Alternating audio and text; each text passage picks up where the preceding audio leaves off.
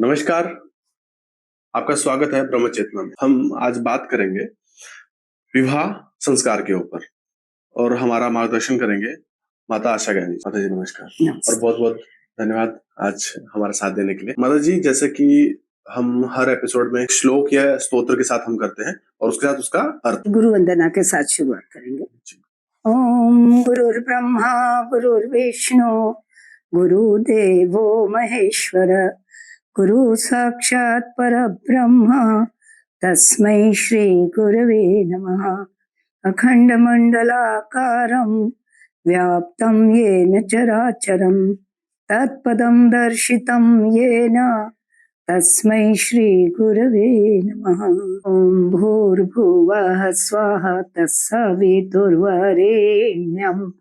भर्गो देवस्य धीमहि धियो यो नः प्रचोदयात्। आज अभी कुछ दिनों पहले ही आप लोगों ने न्यूज में देखा होगा, एक बिहार के एक लड़के ने, इंजीनियर था वो, बेंगलुरु में, और पत्नी की तरफ से जो उसको हैरासमेंट हो रहा था उसके कारण से उसने आत्महत्या कर ली। और आत्महत्या करने के पहले उसने एक सुसाइड नोट भी लिखा है, वीडियो भी बनाया है और उसमें उसने सारी जानकारियां दी कि उसके साथ में कैसे टॉर्चर किया गया। तो ये न्यूज देखने के बाद में हमें तो इतना बुरा लगा कि हम कहाँ जा रहे हैं। हम लोग सनातन संस्कृति के मानने वाले लोग, इतनी बढ़िया हमारी संस्कृति, श्रेष्ठतम, दुनिया की श्रेष्ठतम संस्कृति वाले लोग, और उनकी ऐसी दुर्दशा। पढ़े लिखे लड़के लड़की अपने दाम्पत्य जीवन में सुख शांति से भी नहीं जी पाते। कितनी क्षुद्र और कितनी घटिया स्थिति के लोग। और उसका कारण यही है कि हम लोगों को जो सही धार्मिक शिक्षा दी जानी चाहिए सनातन संस्कृति की, वो दी ही नहीं जाती है, जिस भी कारण से हो। पर पिछले लंबे समय से ये स्थिति बनी है, अन्यथा इसके पूर्व ऐसी घटनाएं कभी भी नहीं होती थी। आज से 200-500 साल पहले तो ऐसी कल्पना भी नहीं कर सकते थे, क्योंकि हमारा जो वैवाहिक जीवन का आदर्श है वही इतना शानदार है। इसी तरह से घर में जो संस्कार दिए जाते थे छुटपन से बच्चों को, वो इस तरह के होते थे कि कोई ऐसा सोच ही नहीं सकता था। स्त्री हो या पुरुष हो, निष्ठा, वफादारी और एक दूसरे के प्रति आत्मीयता, प्यार, ये सब इतने ज्यादा मात्रा में थे कि इस तरह की बात तो कल्पना भी नहीं की जा सकती थी। आप एक लोकमान्य तिलक का ही देख लीजिए, उनको काले पानी की सजा हुई थी, बरसों तक वहां रहे। क्या उनकी पत्नी ने उनको छोड़ दिया? क्या उसने दूसरे किसी से शादी कर ली या इनके ऊपर कोई केस डाल दिया? वो तो पढ़ी लिखी भी नहीं थी। कितना आदर्शमय जीवन रहा होगा, कितना त्याग और कैसा तप रहा होगा। ये हमारी संस्कृति है। ये अभी पढ़े लिखे लड़के लड़कियां और उनकी ऐसी दुर्दशा हो, एक दूसरे के दुश्मन बने रहे, टॉर्चर करे, कितनी घृणित बात है, कितनी घटिया बात है। हमें उस संस्कृति को ग्रहण करने की, उसको जीवन में उतारने की सख्त आवश्यकता है, वरना हम जानवर से भी बदतर हो जाएंगे। जानवर भी ऐसा नहीं करते हैं। आजकल मैं देख रही हूँ समाज में ढेरों लोग ऐसे शिकायतें भी चलती ही रहती है। लड़कियां भी, मतलब जिनको घर में अगर अच्छे से संस्कार नहीं दिए जाते हैं तो वो अपने आप का प्रदर्शन करने में और घटिया स्तर की सोच में इतनी, ऐसे डिग्री भले ही ले ली हो, चाहे इंजीनियर बन गई हो, वकील बन गई हो, डॉक्टर बन गई हो, उससे कोई फर्क नहीं पड़ता, क्योंकि वो जो पढ़ाई है वो संस्कार थोड़ी देती है। तो संस्कार इनको मिलते नहीं है। घर में भी वैसी वातावरण रहता है, कोई संस्कार नहीं मिलते। माता पिता भी अपने काम में व्यस्त रहते, बच्चों के लिए उनको टाइम नहीं रहता है, सब अपने अपने में लगे हुए। ऐसी स्थिति में बिल्कुल जानवरों से भी बदतर जीवन हो गया है और इसके लिए हमें कुछ उपाय अवश्य करना चाहिए। हमारा समाज नष्ट हो जाएगा, संस्कृति नष्ट हो जाएगी बहुत सख्त आवश्यकता है सुधारने की। करना कुछ भी नहीं है, जो हमारे बरसों से चले आ रहे आदर्श है, उनको हमें जन जन तक पहुंचाना है। और खास तौर से जब विवाह संस्कार किया जाता है, तो उस समय जो अपनी सनातन विधि से जो विवाह होता है, उसमें जो वैदिक सब जो विधियां है, वो सारी इस तरह की है कि उसमें पूरा मार्गदर्शन दे दिया गया है कि गृहस्थ जीवन में ये कैसे जिएंगे, क्या कैसे रहेंगे, जिससे इनका जीवन सुख शांति और आनंद से भरा रहेगा। जी पूरा मार्गदर्शन है विवाह संस्कार की विधि में। जी। अब ये अलग बात है कि ढेरों रीति रिवाज जुड़ गए, बहुत सारी गलत चीजें जुड़ गई है। माता जी, ये विवाह संस्कार क्या है? हाँ, ऐसा है कि संस्कार जितने भी है, मतलब हमारे ऋषियों ने 16 संस्कार दिए थे, उसमें से 10 या 12 अभी प्रचलन में है। कुछ ऐसे संस्कार है जो आज के समय में परिस्थितियों के कारण से वो नहीं फॉलो हो सकते हैं, पर जितने भी है जो संस्कार इस समय चल रहे हैं, वो सारे ही आत्मोन्नति के लिए है, मनुष्य जीवन का लक्ष्य प्राप्त करने के लिए है। और मनुष्य का जीवन का लक्ष्य है शाश्वत सुख शांति और आनंद। और हर मनुष्य को, हर प्राणी को यही इच्छा रहती है, आनंद उठाने की ही इच्छा रहती है, पर जानते नहीं है कि सही आनंद, शाश्वत आनंद कहाँ से मिले। और वो शाश्वत आनंद पाने का राजमार्ग हमारे ऋषियों ने दिया है। और इसके लिए अब जब आनंद पाना है, तो उसके लिए हमें अपने को तैयार तो करना पड़ेगा। तो इसीलिए सारे संस्कार है, यानी बालक के जन्म के पहले से ही माँ के गर्भ में रहता है, तभी से उसको संस्कारित करना चालू हो जाता है। और उसी क्रम में फिर विवाह संस्कार आता है। तो विवाह संस्कार जो है, वैसे तो और प्राणी है तो कोई शादी तो करते नहीं है, कुत्ते बिल्ली गाय भैंस, उनको कोई जरूरत ही नहीं रहती है, और उनका तो कोई नीति नियम कुछ भी नहीं, कोई रिश्ते नाते कुछ भी नहीं है, बस स्त्री पुरुष होना पर्याप्त है, बस वो दो मिल गए और हो जाता है संबंध। अगर मनुष्य भी वैसा ही जी रहा है, तो उसमें और फिर अन्य प्राणियों में अंतर क्या हुआ? क्योंकि मनुष्य है और उसका विशेष उद्देश्य है जीवन का, और उसकी पूर्ति करनी है, इसके लिए हमको ये सब चीजें फॉलो करनी पड़ेगी। अन्यथा किसने रोका है? जिसको जैसे रहना है रहे, पर उसका जो परिणाम है वो भी भुगतना पड़ेगा। अब जैसे पशु पक्षी रहते हैं, उनमें कोई नीति नियम होता ही नहीं है। अब जैसे हाथी वाथी के विषय में भी जो जानकारी रखते हैं, तो हाथी के विषय में जानकारी रहती है कि वो कई सारे हाथी वो हाथीनी के पीछे पड़ते हैं, तो उनके आपस में ही लड़ाई झगड़े होते हैं, हाथियों के मारामारी होती है, और फिर उनमें से जो जीत जाता है तो वो हाथीनी को उठा कर ले जाता है। इस तरह के किस्से आते हैं, जो भी जानकारी रखते हैं सबको मालूम है। तो पशु पक्षियों में इस तरह से चलता है, तो मनुष्यों में भी ऐसा चलेगा तो वो सारा मतलब तंत्र ही लड़खड़ा जाएगा।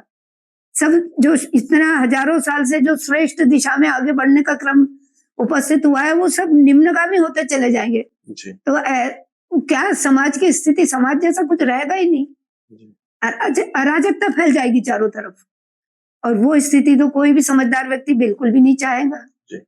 हम तो बिल्कुल भी नहीं चाहेंगे, और इसीलिए आपसे हम ये चर्चा भी कर रहे हैं, इसीलिए कि भाई जानकारी हो और उस दिशा में आप आगे बढ़िए। आगे से ऐसे कोई किस्से न बने, समझदार हो लोग, पढ़ी लिखी लड़कियां, पढ़े लिखे लड़के। दहेज, अब दहेज को ही ले लीजिए, अब काहे दहेज की जरूरत क्या है? बिल्कुल भिखमंगे कंगाल है दहेज लेने वाले में, मैं तो ये शब्द प्रयोग कर। लेकिन माता जी, जैसे कि विवाह संस्कार जो है, हाँ, तो आज के समय पर अगर हम देखते हैं, हाँ, तो उसमें 7 फेरे लिए जाते हैं। हाँ, तो अग्नि के 7 फेरे लिए जाते हाँ, हैं, तो उसका क्या प्रचलन है? विवाह संस्कार के विषय में बताने के पहले मैं एक जानकारी देती हूँ। आजकल जो कुछ पिछले 100-200 साल से जो प्रचलन है, जैसे बारात बाजा बजाते, बाजा बजाना तो चलो ठीक है, लेकिन वो घोड़े पर आते हैं, बंदूक चलाते हैं, बंदूक की गोलियां चलाते हैं, शादी आधी रात को होती है, ये गुंडागिरी का लक्षण है। पुराने जमाने में जब से ये आक्रमणकारी आए, तो वो लूट खसोट के लिए आ जाते थे, लड़कियों को भी उठा ले जाते थे। अब वो लूट खसोट करने वाले आधी रात को ही आते थे, तो इसलिए वो बेचारे परिवार वाले सोचते कि जाने दो, अब वैसे भी उठा के तो ले ही जा रहे हैं लड़की को, तो वो बेचारे कह देते कि नहीं भाई विवाह करके लेके जाओ। और दहेज नहीं है, वो लूट खसोट ही है, जो कुछ है दे दे भाई, सब माल तेरा, लड़की भी ले जाएंगे और माल भी ले जाएंगे। और आधी रात को। और फिर बाद में स्वाभाविक है कि जब वो लड़की को ऐसे उठा के ले जा रहे हैं तो माता पिता को रोना तो आएगा ही। तो हमारे यहाँ शादी में अभी रोने की कोई वजह नहीं होती तो भी रोते हैं एक औपचारिक तौर पे कि अरे अब तो बेटी पराई हो गई, चली जाएगी। अरे कहाँ चली जाती है, आस पड़ोस में ही तो रहती है, फोन पे रोज बात होती है, माँ बाप से तो रोने का तो कोई कारण ही नहीं है। और पहले भी ऐसा कुछ था ही नहीं। ये इस तरह से जो गुंडे बदमाशों के कारण से ये सब, और फिर धीरे धीरे वो प्रथा बन गई। तो आधी रात को ही शादी कर रहे हैं जी। तो माता हमारे यहाँ जो विवाह संस्कार है उसमें विवाह कब हो उसके लिए गोरज वेला, गोरज मुहूर्त कहा जाता है। गोरज मुहूर्त यानी गाय जब प्रस्थान करती है चरने के लिए या लौट के आती है अपने उसमें तबेले में, शाम का टाइम होता है, वो जो उनके चलने से, गायों के चलने से जो धूल उड़ती है उसको गोरज वेला कहते हैं। रज यानी धूल, गोरज यानी गायों के चलने से उड़ने वाली धूल, वो जब उड़ती हो वो मुहूर्त माना जाता है। यानी आधी रात को नहीं होती है शादी, ये तो फालतू का रिवाज है, इसको छोड़ देना चाहिए। और वो जो बारात वारात भी आती है, अच्छा बारात में भी आप मार्क करना, जो ऐसे जो यूपी के जो है जहाँ ज्यादा गुंडागिरी चलती थी वहां महिलाएं नहीं जाती बारात में, ये सभी जानते हैं। सही है जी।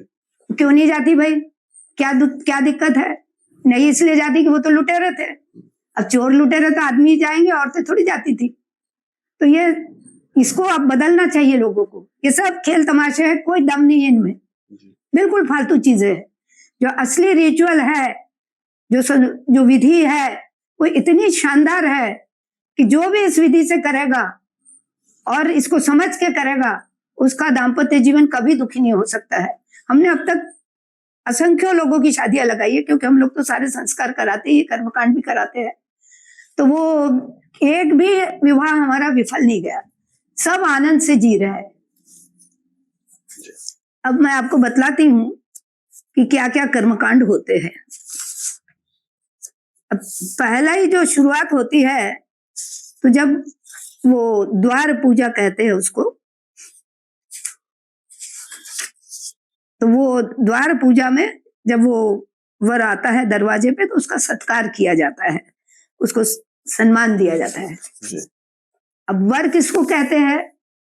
जो वरेण्य है, जो ग्रहण करने के लायक है, कि माता पिता ये जान रहे हैं कि ये जो व्यक्ति है ये हमारी बेटी की जिम्मेदारी अच्छे से निर्वाह करेगा, ये योग्य है, लायक है उसके लिए, इसलिए वर कहा जाता है उसको। तो जो वरेण्य है वो वर। तो फिर अब जब जो ऐसा व्यक्ति है तो उसका तो प्रेम से स्वागत ही करेंगे, तो फिर उसका स्वागत किया जाता है। और स्वागत में जो समय की जो परंपरा रही होगी तो कुछ खाने पीने का सामान देते हैं, और उसमें खास तौर से जो दिया जाता है वो मधुपर्क, उसको यानी बहुत ही पवित्र जो भी चीज दी जाती है वो मधुपर्क उसको कहते हैं। तो मधुपर्क में दूध, दही, घी, शक्कर, शहद ये सब मिला के और वो उसको दिया जाता है पीने के लिए। उसको पंचामृत भी बोलते हैं। हाँ, पंचामृत भी कह सकते हैं ना। सात्विक पवित्र चीज दी जाती है, अंडे मछली नहीं खिलाते दारू नहीं पिलाते।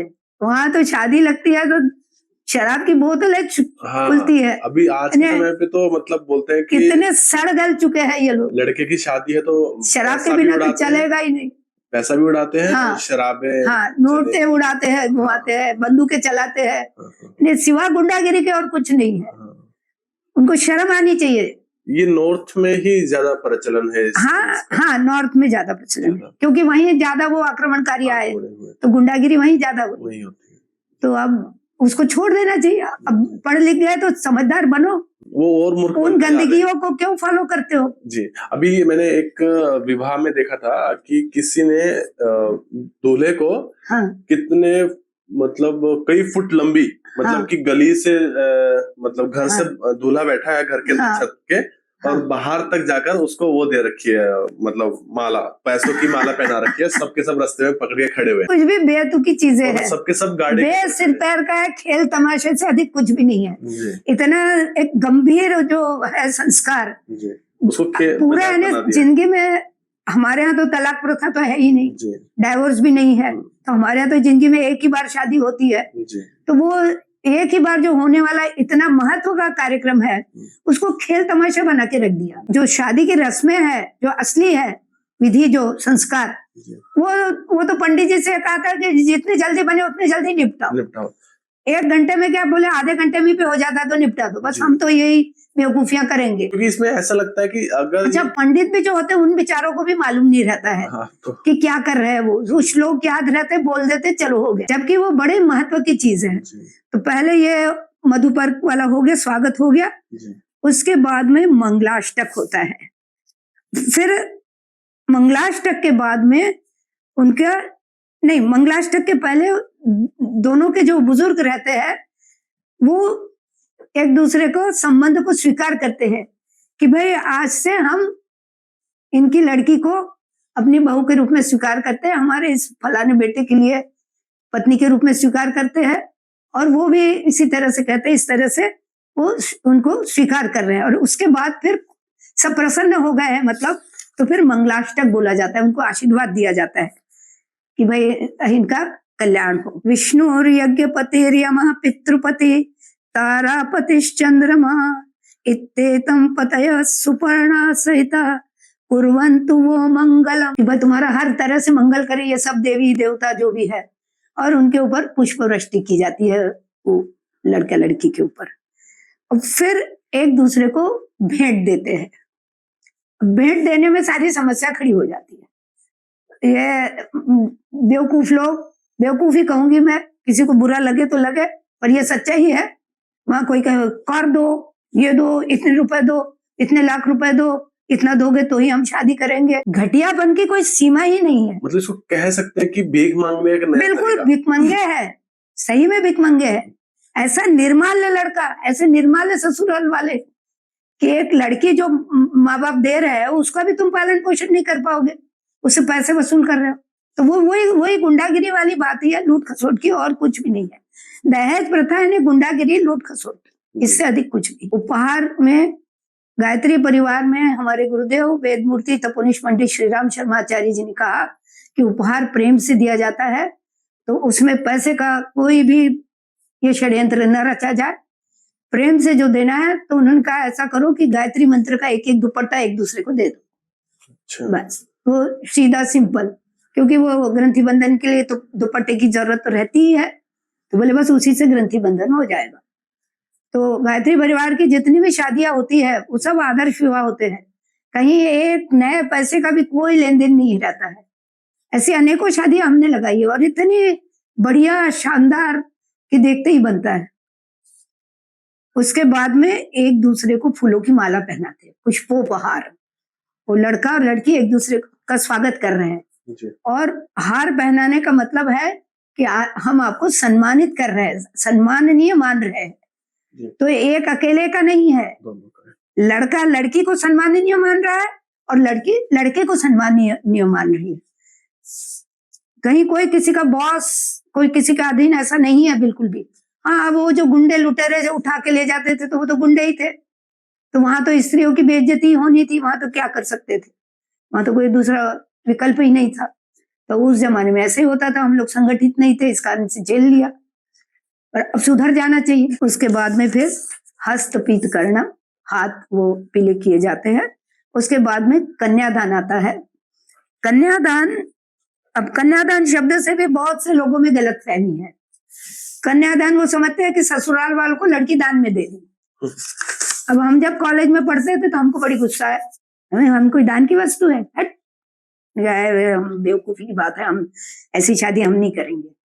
तो उस समय दिमाग में यही मानस था कि अपन तो कोर्ट में जाके करेंगे अगर शादी करनी होगी तो, हिंदू विधि से नहीं। कन्यादान काहे को चाहिए, हम कोई दान देने लायक है क्या, हम कैसे ही है क्या फालतू। पर जब ये सारा हमने पढ़ा तब पता चला कि अरे कन्यादान तो बहुत बहुत ही अद्भुत प्रक्रिया है, ये वास्तव में बहुत जरूरी है। अब ये कन्यादान जो है वो ससुराल वालों को दान नहीं दिया जा रहा है लड़की का, वो विष्णु भगवान को दिया जा रहा है।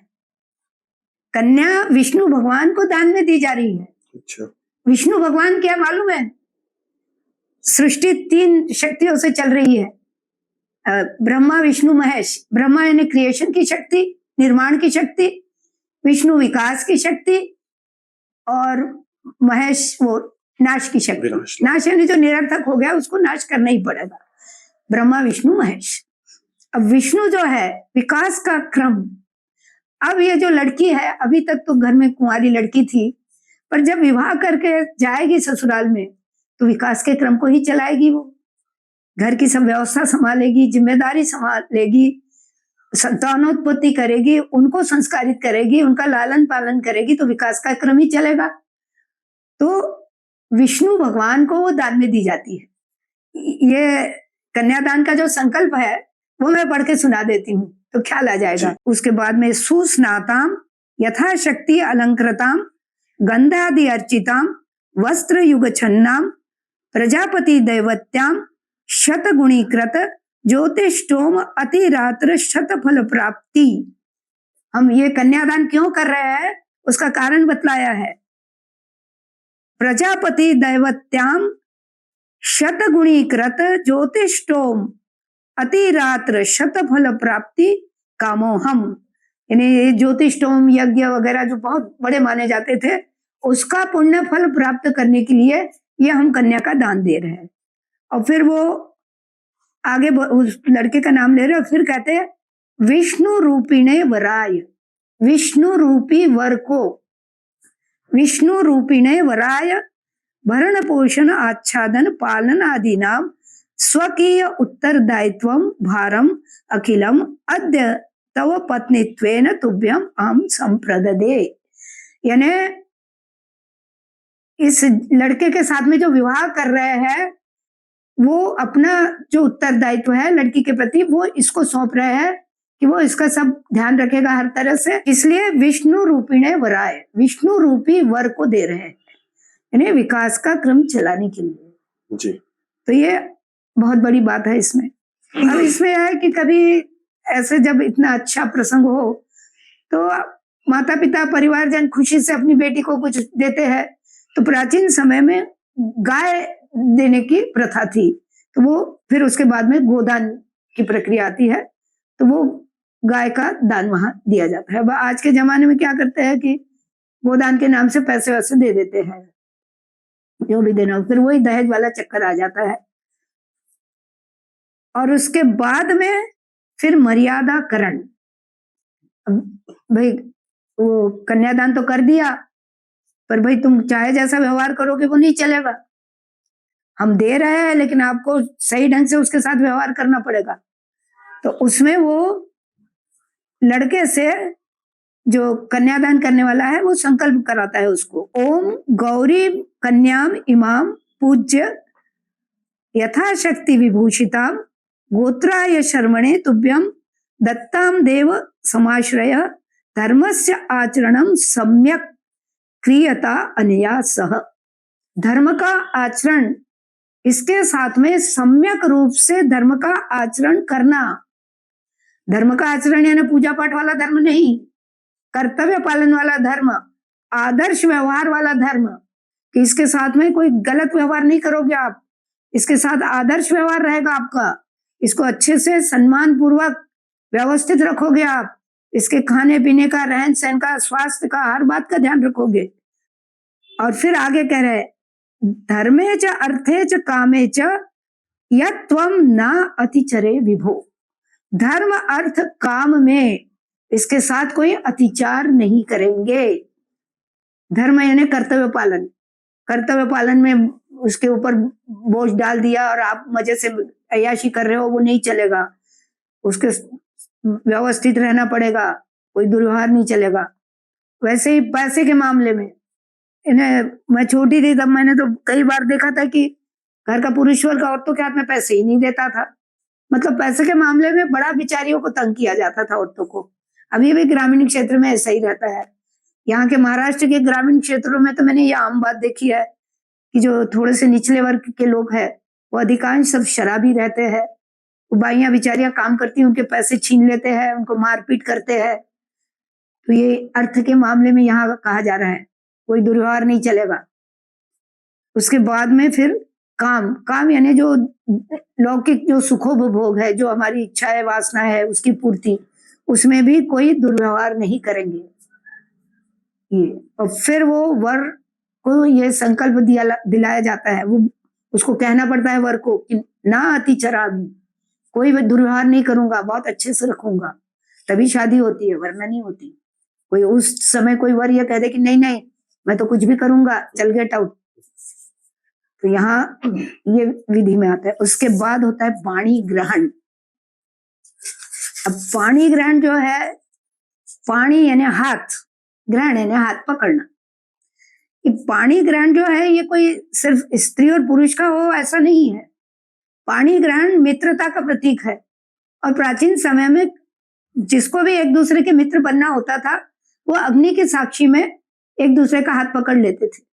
जैसे भगवान राम ने सुग्रीव का हाथ पकड़ा था, उसमें आता है कि सुग्रीव का पाणी ग्रहण किया भगवान राम ने अग्नि की साक्षी में, उसको मित्र बनाया।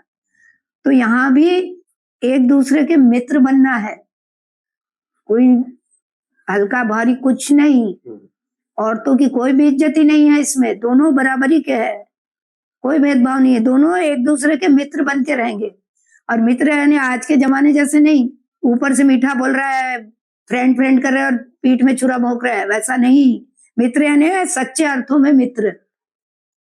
तो ये पाणी ग्रहण उसके लिए। अब इसमें जो मंत्र भी है बहुत ही सुंदर है। ओम यदैषि मनसा दूरम दिशो अनुपवमानो वा हिरण्यपर्णो वै कर्ण सत्वा मन्मनाम करोतु असौ, कि चाहे शरीर से हम भले ही दूर रहे, मन से हम कभी दूर नहीं। कितनी बड़ी बात है, इससे बढ़ के और आनंद की बात क्या हो सकती है जी। अब इतना हो जाने के बाद में आता है ग्रंथि बंधन। ग्रंथि बंधन यानी वो जो एक दूसरे के वो बांधते हैं ना गांठ, गठबंधन। हमने जो वो गायत्री मंत्र के दुपट्टे की बात कही ना, तो वो दोनों के कंधे पे रहते हैं और एक दूसरे की वो गांठ बांधते हैं। ये ग्रंथि बंधन को अपन वेल्डिंग भी कह सकते हैं। जैसे लोहे के दो अलग अलग टुकड़े रहते हैं, अग्नि के जोड़ दिए तो एक हो जाता है। तो ये ग्रंथि बंधन के माध्यम से दोनों अलग अलग है पर अब एक बन जाएंगे। ये भी अपने आप में बहुत बड़ी बात है। अभी एक क्यों बन रहा है, तो वो जो गांठ बांधी जाती है ना, तो गांठ के बीच में कपड़े में 5 चीजें रखी जाती है। वो 5 चीजें होती है चावल, फूल, दुर्वा, हल्दी और एक सिक्का, ये 5 चीजें रखी जाती है। अब चावल किस लिए रखे जाते हैं मालूम है? चावल को अक्षत कहते हैं। अक्षत यानी क्या? जिसका क्षत नहीं है, खंड नहीं है, 2 भाग नहीं पड़े उसमें।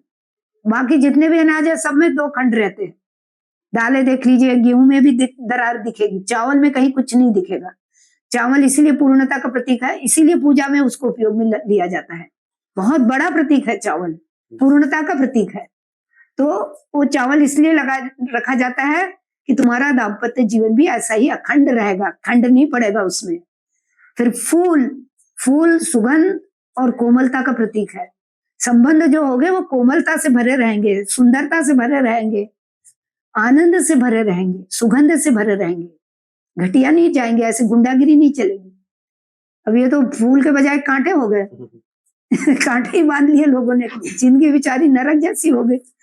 पढ़े लिख के कुछ हाथ में नहीं आया। वो महिला जिसने अत्याचार किया बेचारे के उसके ऊपर, उसके भी क्या दुर्गति होगी अभी। सोचो, जेल में बैठी हुई है। अपने आप में ही वो स्थिति कितनी बुरी है। आज अगर ये मूर्खता नहीं की होती, इन आदर्शों के अनुसार जिए होते, तो कितने आनंद से जी रहे होते।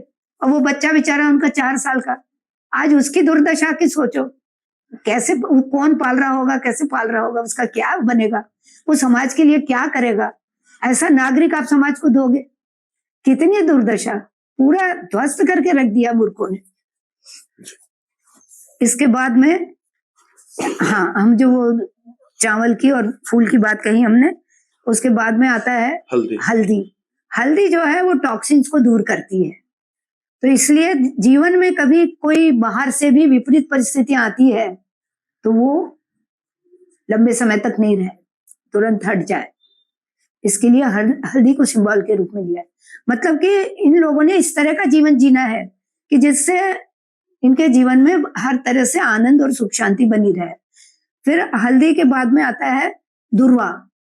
दुर्वा या दूब कह ले उसको। वो जो दुर्वा जो होती है, नहीं दूब शायद अलग होती है, जो भी हो दुर्वा इसमें शब्द कहीं प्रयोग कहीं है। उसको धूप भी बोलते हैं, हाँ। कहीं दुर्वा भी बोलते हैं, जो हाँ, तो घास। वो घास होती है एक तरह की। अब उस घास की विशेषता ये है कि अगर वो सूख भी जाती है तो अगर उसको जमीन में डालते हैं और पानी डालते हैं तो फिर से उगाती है, ये उसकी विशेषता है। इसलिए वो दुर्वा को रखा गया है कि भाई किसी कारण से संबंधों में कोई कड़वाहट आ भी जाए, सूख जाए, फिर से हरे हो जाए, कितनी अच्छी बात है। जैसे बच्चे खेलते खेलते लड़ते हैं, अब लड़ लिए फिर थोड़ी देर बाद में फिर फ्रेंड हो जाते हैं, कोई पकड़ के नहीं बैठते। और नहीं तो ये तो सब जिंदगी ही बर्बाद पूरी, पकड़ के ही बैठे मूर्ख लोग। तो ये दुर्वा उसके लिए है। और फिर पैसा है, सिक्का। अभी गृहस्थी में गए तो बिना पैसे के तो पत्ता भी नहीं हिलता है, तो कमाना बहुत जरूरी है। तो पैसे भी कमाना है, उसका अच्छा उपयोग भी करना है। गृहस्थी में ही पैसे का उपयोग है, बाकी तो दूसरे ही लोग मदद करते हैं उनकी। अब जैसे शुरू का जो ब्रह्मचर्य का है, तो वो बच्चे की पढ़ाई लिखाई जो भी है वो तो माता पिता करते हैं, उसको तो कमाना नहीं रहता है। वानप्रस्थ में भी फिर वो हाँ, कुछ टाइम के लिए वो अलग टाइप का रहता है, संन्यास पे। रिटायर हो जाते हैं।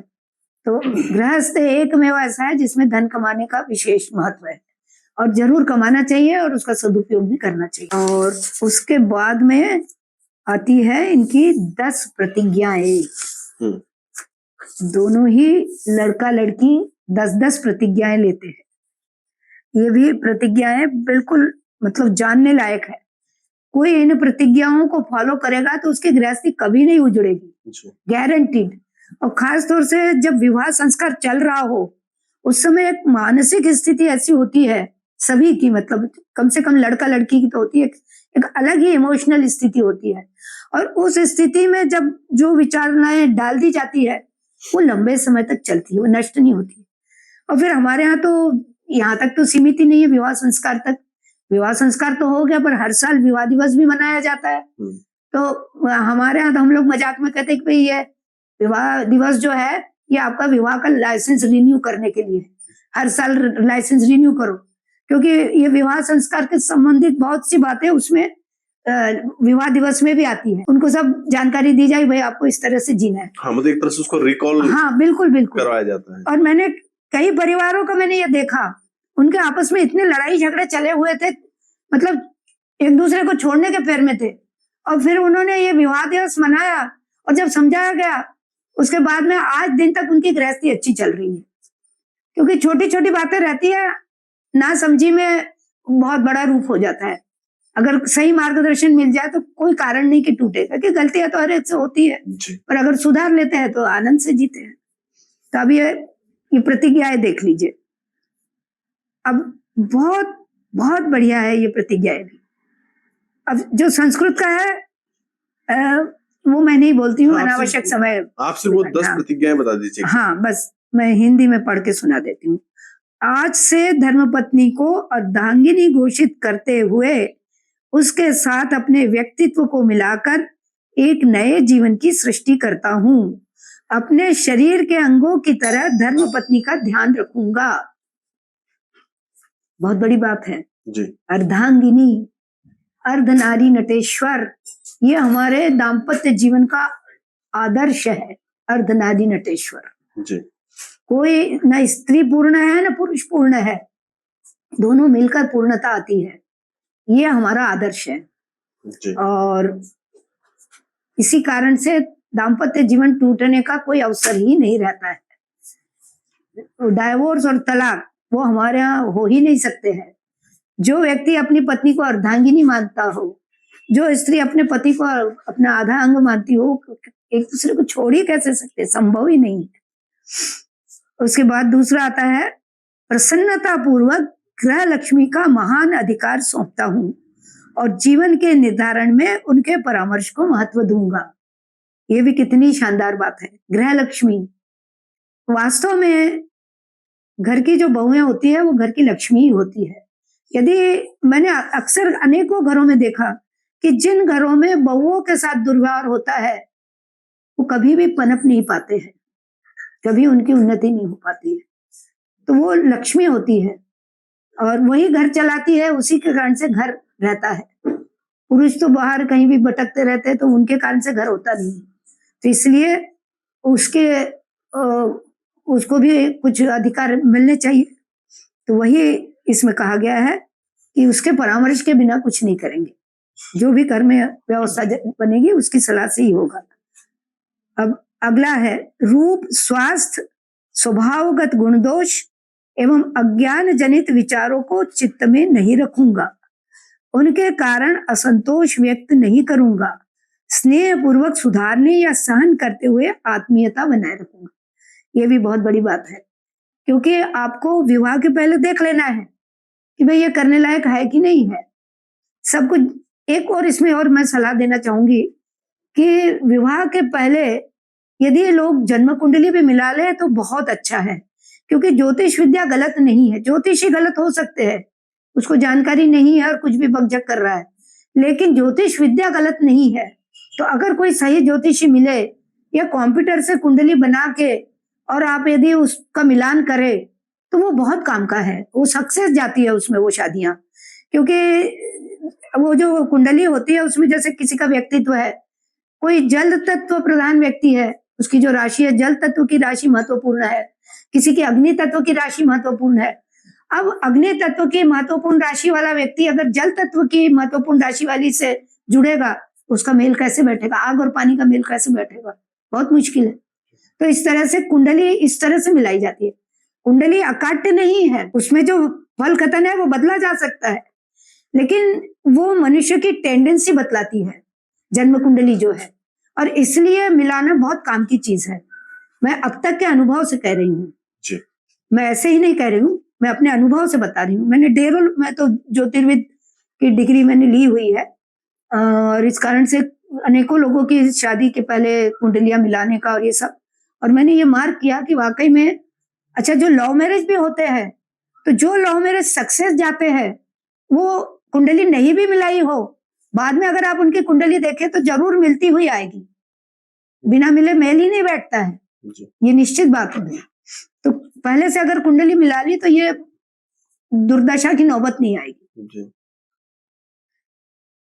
इसके बाद में इन्हें पहले आप देख लीजिए, जो भी है जैसी भी है, एक बार जिसको अपना लिया, स्त्री हो या पुरुष हो, जिसको भी अपना लिया, फिर टीका टिप्पणी कोई खिटपिट कुछ नहीं, तालमेल बैठा के रहो। तो कारण दिए है रूप में, अगर पहले आपने पहले देख लिया था और फिर आप नाटक करते अरे ये तो काली है, ये तो ऐसी है, इसकी तो नाक ऐसी है, ये नहीं चलेगा। आपको जो भी है अपना है, बस बात खत्म। अभी कुछ दिन पहले अभी एक न्यूज भी आया है, हाँ, कि एक लड़की ने सुसाइड कर लिया। अच्छा, उसका पति काला है। अब बताइए कितनी मूर्ख है।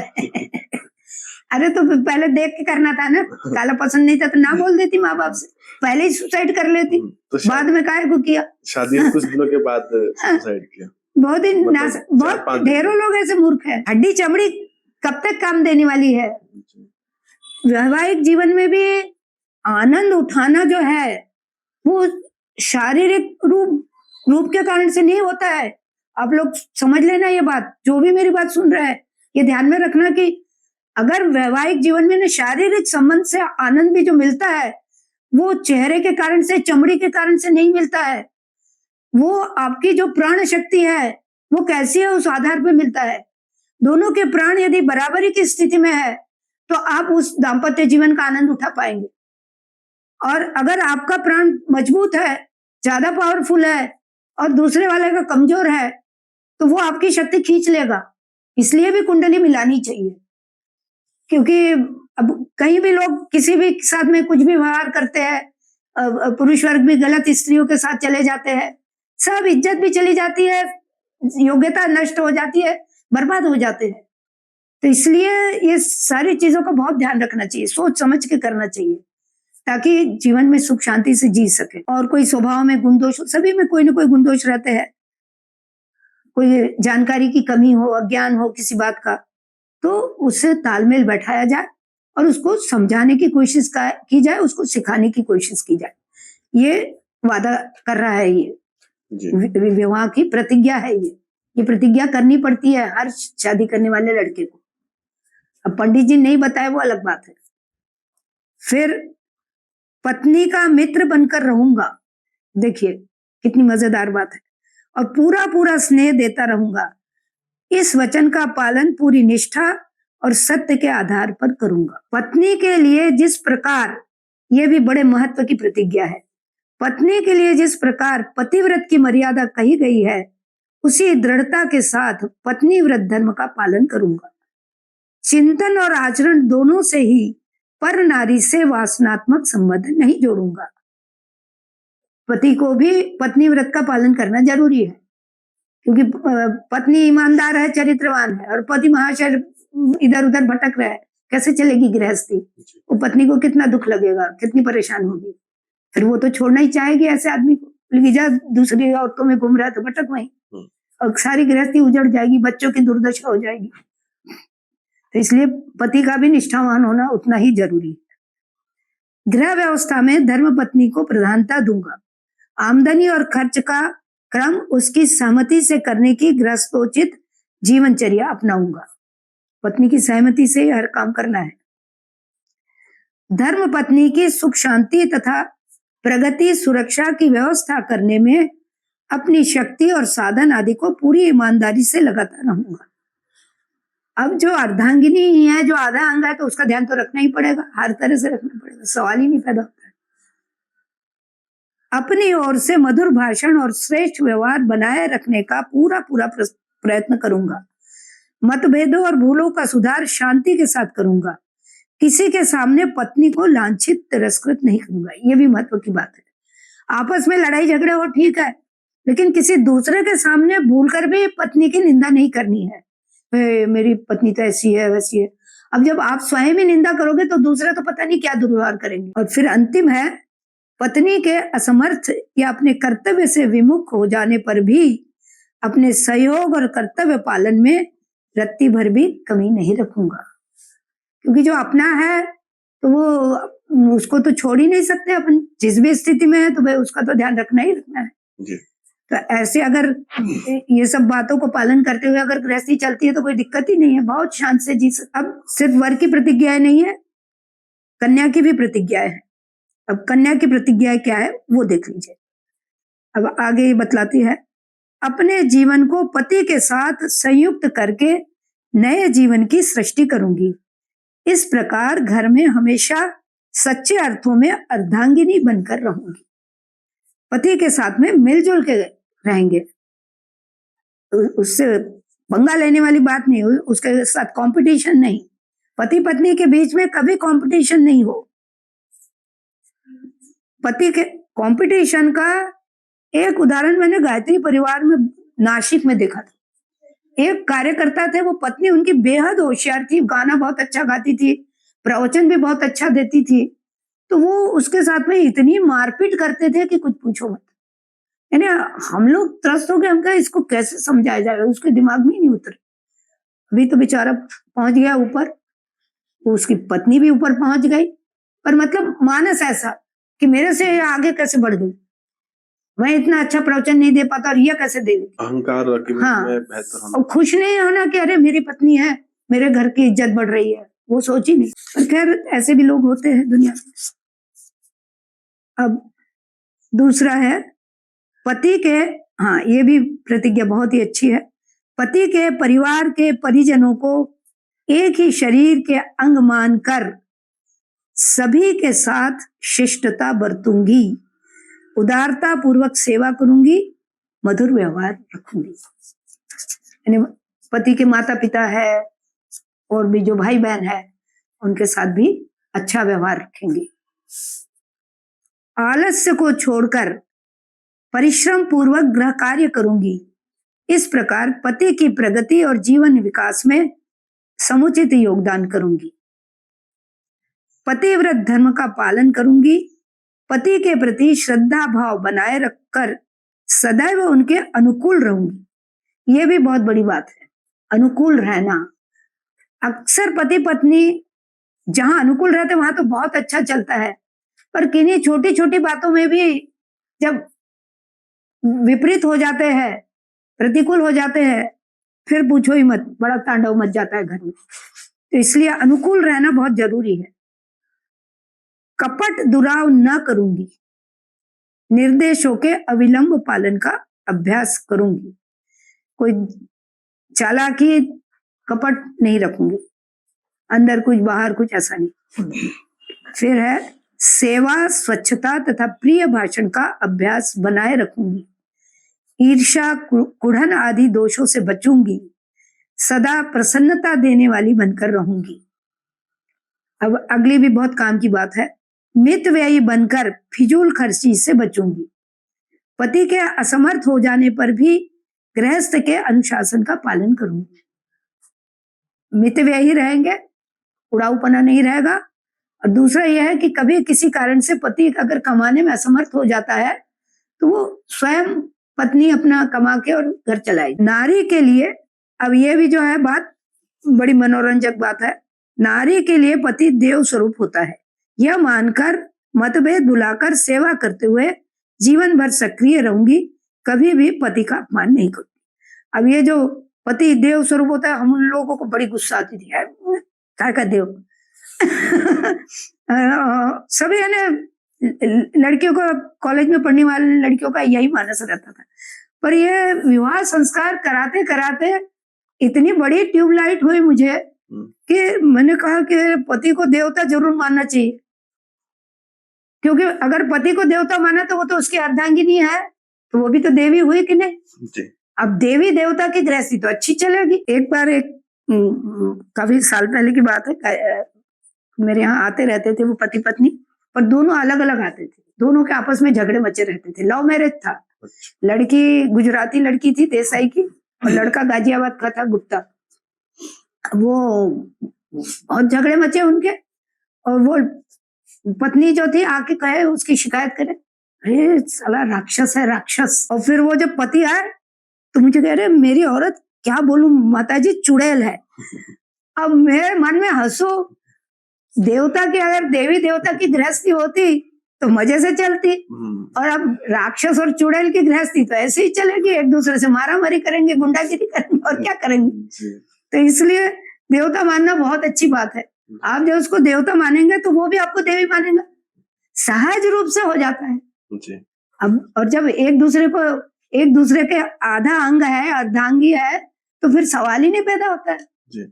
तो माता जी, इसमें यही चीज है कि जब भारतीय संस्कृति में अगर विवाह संस्कार इतने अच्छे से है, तो फिर ये जो आज के टाइम पे डिवोर्स हो रहे हैं, अभी जैसे हमने क्योंकि ये संस्कार कराते ही नहीं ना कोई। इससे पहले हमने बात की कि दहेज के ऊपर, कि दहेज नहीं देना चाहिए, कोई रिवाज है ही नहीं अपने यहाँ। लेकिन वहीं पर देखा जाता है आज के टाइम पे, जैसे कि एक अभी नए केस है कि अतुल सुभाष करके, बहुत बड़ा किस्सा। तो वहां पर कैसा हुआ है कि लड़के से अलमनी मांगी जा रही है और उससे अपना मेंटेनेंस मांगा जा रहा है। वो लास्ट में क्या है कि उसका कारण यह है कि पहले जब दहेज की प्रथा थी तो उसको लेकर, आज भी होता है वैसा, स्त्रियों के ऊपर बहुत अत्याचार होते थे, और आज भी होता है, जला के मार डालते हैं पैसे के लिए, क्या क्या करते हैं।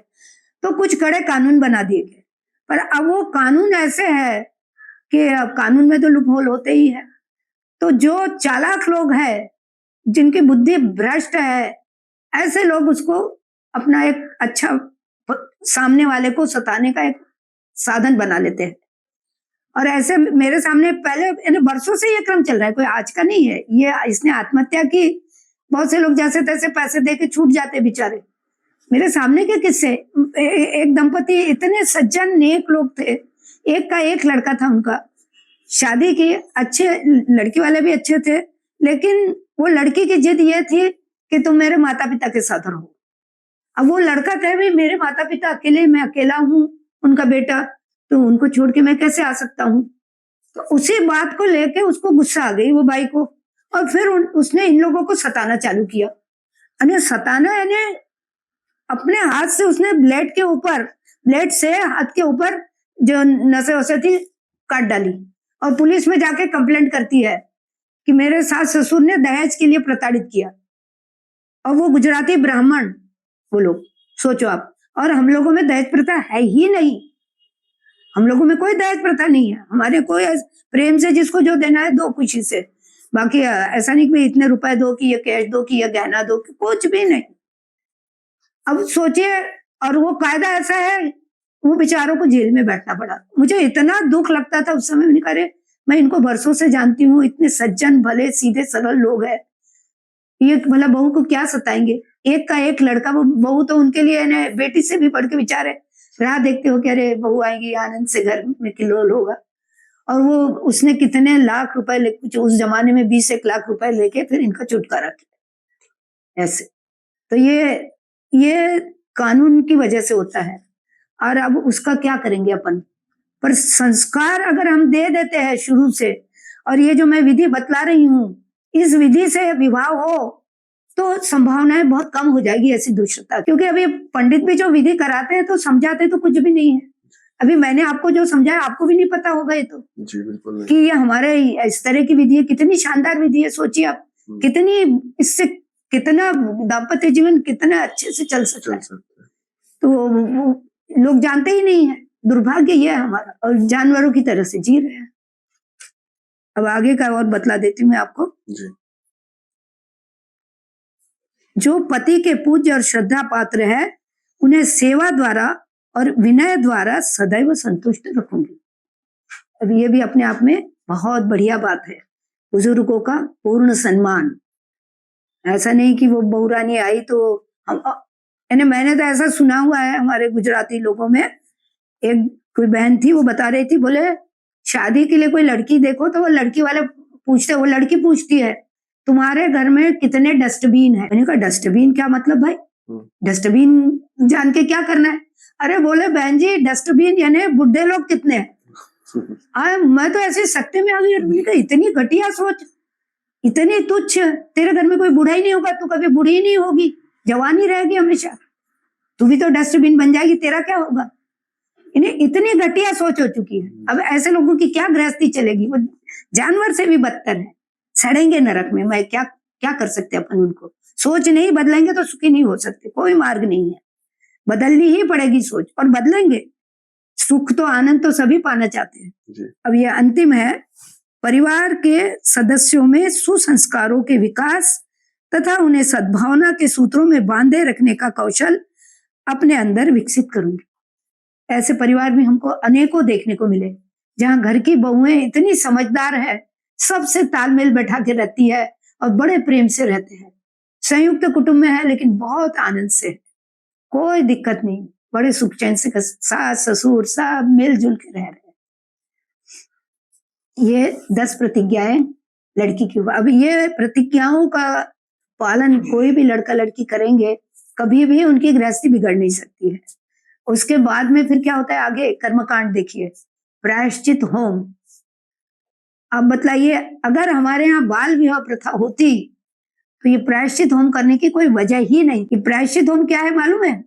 प्रायश्चित होम ये है कि विवाह के पहले दोनों में से किसी का भी, लड़का हो या लड़की हो, उनका किसी अन्य लड़का या लड़की से कोई कनेक्शन रहा हो तो यहाँ अग्नि में स्वाहा करके सब स्वाहा कर दो। अब उससे कोई लेना देना नहीं, दूर का भी वास्ता नहीं। प्रायश्चित, गलती हो गई थी भाई, हो गई, अब इसका प्रायश्चित कर लेते। उसके मंत्र भी है कुछ विशेष, वो आहुतियां दी जाती है उसकी, दोनों की तरफ से आहुतियां, लड़का लड़की से आहुति दिलाई जाती है। अब आप बतलाइए, ये कहीं आप लोगों की तो जानकारी में ही नहीं होगा, कोई पंडित ही नहीं बतलाते ये चीज। अभी हमारी शादी नहीं हुई तो इसलिए आपकी नहीं हुई, पर जिनकी शादी, अब शादी देखी तो होगी। नहीं, मैंने शादी लाइफ में पंडित लोग जहाँ किसी की शादी में गए होंगे तो वहां देखा होगा। किसी भी पंडित से पूछना, पंडित को ही नहीं मालूम होगा जी। ये आर्य समाज के पंडित होंगे तो उनको मालूम होगा जी, बाकी दूसरों को नहीं मालूम होगा। उसके बाद में आता है शिलारोहण। शिला, वो पत्थर के ऊपर दोनों का पांव रखवाते हैं। सिलबट्टा अक्सर यूज किया, सिलबट्टा हो या कोई भी, सिलबट्टा पत्थर होता है इसलिए आसानी से वो उस घर में मिलता है तो इसलिए रख देते हैं। तो उसके ऊपर दोनों का पांव रखा जाता है, और वो ये है कि ये हम पत्थर के ऊपर पांव रख रहे हैं, ये हमारा जो दाम्पत्य जीवन है, आज से जो हम एक दूसरे के हुए हैं, पत्थर की लकीर की तरह से रहेंगे, मिटने वाले नहीं, कभी नहीं मिटेगा, ये संबंध कभी मिटने वाला नहीं। इसके लिए शिलारोहण कितनी बढ़िया बात है। और उसके बाद में फिर वो 7 फेरे होते हैं। 7 फेरे नहीं, सप्तपदी अलग है और 7 फेरे अलग है। वो यज्ञ के चारों तरफ जो प्रदक्षिणा की जाती है, उसमें शुरू के जो वो 3 फेरे होते हैं, उसमें लड़का आगे होता है और लड़की पीछे रहती है। यानी जीवन के कुछ क्षेत्रों में लड़के का वर्चस्व चलेगा, अंतिम जो 4 रहते हैं उसमें लड़की आगे चलती है और लड़का पीछे चलता है। और कुछ बातों में लड़की का जो मार्गदर्शन रहेगा उसको मान्यता दी जाएगी, क्योंकि अब एक गृहस्थी में घर की व्यवस्था है, बच्चों का ध्यान रखना है, तो वो तो महिला ही संभालेगी, पुरुष को तो टाइम भी नहीं रहता है। तो इस तरह से विभाजन कर दिया गया है। और उसके बाद में आती है सप्तपदी। सप्तपदी जो है, चावल की ऐसी 60 ढेरियां रखी जाती है और दोनों ही वर कन्या वो चावल की एक एक ढेरी पर क्रमशः पांव रखते हुए चलते हैं। यानी ये प्रतीकात्मक है, ये सारे कर्मकांड प्रतीकात्मक है, ये ध्यान रखिएगा। इनमें ये जो सप्तपदी है उसमें जो 7 कदम वो चल रहे हैं वो अलग अलग कारणों से चल रहे हैं कि भाई हम जीवन में हर क्षेत्र में कंधे से कंधा मिलाकर, कदम से कदम मिलाकर चलेंगे, यानी हमेशा एक दूसरे के साथ रहेंगे, एक दूसरे से अलग होने की बात नहीं सोचेंगे। पहला कदम जो है वो है अन्न वृद्धि के लिए। खाना सबसे बड़ी चीज है, तो हमारे घर में अन्न का भंडार भरा रहे, किसी साधन की कमी न रहे, सब खाने पीने का सब अच्छे से रहे। फिर दूसरा कदम जो है बल वृद्धि के लिए, शक्तिशाली बनेंगे, दुर्बल कमजोर नहीं रहेंगे। फिर तीसरा चरण है धन वृद्धि के लिए, खाना मिल गया, शक्तिशाली हो गए, धन भी चाहिए, तो फिर धन वृद्धि के लिए ने कहीं ये नहीं कहा कि कमाना नहीं है या क्या रखा है, सब माया मोह। माया मोह बिल्कुल भी नहीं है, बहुत जरूरत है माया की, उसके बिना एक पत्ता भी नहीं हिलता है। तो इसलिए भरपूर धन कमाना है, पर ईमानदारी से, बेईमानी से, गलत मार्ग से नहीं। ये हो गया तीसरा चरण। फिर चौथा चरण है धन तो कमा लिया, खाना पीना सब कुछ है, फिर भी सुख शांति से तो जी नहीं पा रहे हैं, तो क्या मतलब उसका। तो चौथा चरण है सुख वृद्धि के लिए, सुखी होंगे। फिर 5वां चरण है प्रजा पालन के लिए। प्रजा पालन यानी सिर्फ अपने बच्चे ही नहीं, भाई घर के और भी रिश्तेदार है उनका भी ध्यान रखेंगे, और भी कोई आस पास में भी कोई दुख कष्ट में पड़े हो और अगर हमारी सामर्थ्य है मदद करने की तो उनका भी ध्यान रखना है। उनका ही नहीं, हमारे यहाँ तो पशु पक्षी सभी का ध्यान रखा जाता है। सुबह से उठे कि लोग कबूतर को दाना डालते हैं, कुत्ते को खिलाते हैं, चींटियों को डालते हैं, हमारे यहाँ तो जगह जगह ऐसी प्रथा है जी। वो यानी सभी प्राणियों को सुख चैन से अच्छे से रखने का प्रयास है। और प्रजा पालन के बाद में फिर आता है छठा जो कदम चलते हैं वो है ऋतु व्यवहार। ऋतु व्यवहार यानी ये जो ऋतु है, 6 ऋतु है, वो ऋतु है नहीं। ऋतु यानी कब क्या परिस्थिति आ जाएगी कह नहीं सकते हैं। आज हम धनवान है, कल को कुछ धंधे में नुकसान भी हो सकता है, कब क्या परिस्थिति आएगी कह नहीं सकते हैं, कब क्या संकट आ जाएगा कह नहीं सकते हैं। उस स्थिति में भी हम एक दूसरे के साथ रहेंगे, कदम से कदम मिला के चलेंगे। और फिर अंतिम जो है 7वां कदम है वो है मित्रता वृद्धि के लिए। मित्रता वृद्धि यानी आपस में तो मित्रता है वो ठीक है, लेकिन आसपास के लोगों से भी मित्रता रखनी है। आप अगर गृहस्थ है तो पड़ोसी के साथ भी अच्छे रहना पड़ेगा आपको, क्योंकि नहीं तो रोज के झगड़े हो गए तो आप शांति से जी ही नहीं पाओगे। यानी जितने ज्यादा आप आत्मीय लोगों को इकट्ठा करोगे, जितनी मित्रता बढ़ाओगे, उतना वो आपके फायदे का है। तो गृहस्थों के लिए ये सब चीजें आवश्यकता है। इस तरह से 7 कदम एक दूसरे के साथ चलते हैं जी। और उसके बाद फिर आसन परिवर्तन होता है। अभी तक जो विधि चल रही थी उसमें लड़की जो थी वो राइट हैंड में बैठी थी लड़की की, अब वो लेफ्ट हैंड में बैठी। लेफ्ट में यानी हमारे ऐसे बोलचाल में कहते हैं कि भाई हार्ट रहता है लेफ्ट में, तो मतलब पति के हृदय में विराजमान रहेगी पत्नी। इस तरह से यानी एक खुशी जाहिर करने के तौर पे इस तरह से कहा जाता है। और उसके बाद में फिर उनका सम्मान किया जाता है दोनों का कि भाई तुमने इतने अच्छे संकल्प लिए हैं, आज से तुम इतना अच्छा काम करने जा रहे हो। क्योंकि गृहस्थ जीवन ही एक में ऐसा है कि जहाँ समाज को श्रेष्ठ नागरिक देने का काम होता है।